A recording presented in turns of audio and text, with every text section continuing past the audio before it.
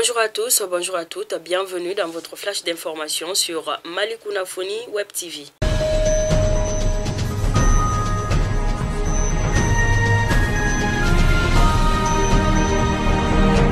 À Koutiala, une centaine de personnes déplacées ont bénéficié des vivres et d'habits à Koutiala.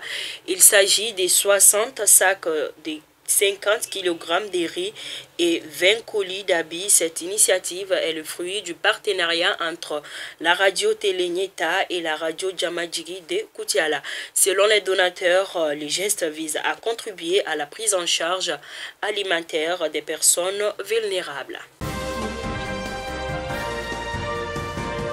À Yorosso, plus d'une cinquantaine d'agriculteurs ont pris part à l'essai participatif et les choix des semences de sorgho à Kifosso dans le cercle de Yorosso. L'objectif était d'évaluer l'adaptation socio-environnementale et les rendements des graines et tiges des hybrides à double usage. Cette visite de champs de production des semences a été organisée par l'association Séné-Iriwaton de Kifosso. C'était en partenariat avec l'Institut d'économie rurale UER et l'ECRISAT. À Massinan, les enfants de plus d'une centaine de villages des communes de Monipédougou, Kolonko, Boukiwere ne sont plus vaccinés depuis un moment. L'annonce a été faite par un agent de santé communautaire de la zone. Ces derniers indiquent que les agents de santé ne peuvent plus se déplacer pour rejoindre les enfants des villages concernés à cause de l'insécurité. Rappelons que les vaccinations de routine concernent des maladies comme la rougeole, le paludisme, les tétanos, la fièvre jaune, la tuberculose et la poliomyélite. Renforcer la confiance et la collaboration entre les forces de sécurité et les populations, c'est l'objectif d'un match de football gala organisé à Caille entre les forces de sécurité et les civils. L'équipe des porteurs d'uniformes s'est imposée avec 1-0.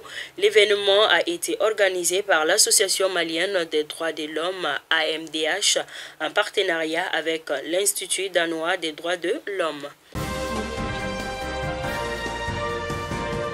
À présent, les actualités hors de nos frontières. À la veille de la clôture du dépôt des candidatures à l'élection présidentielle libyenne, le Premier ministre par intérim s'est à son tour déclaré candidat.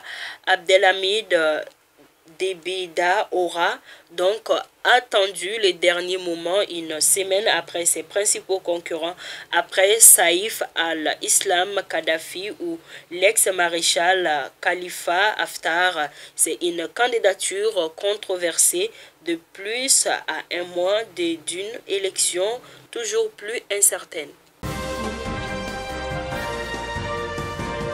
Nous terminons au Sénégal où la coalition de l'opposition Yewwi Askan Wi a organisé dimanche dernier un grand meeting politique d'investiture des 19 candidats des communes de Dakar, une façon de les présenter aux électeurs de la capitale. Ces meetings autorisés à drainer une foule de militants et sympathisants à des mois des élections municipales et départements qui se tiendront le 23 janvier 2022. C'est donc tout pour votre flash d'information. Je vous donne rendez-vous pour un prochain numéro. Bon début de semaine et bonne journée à vous. Merci.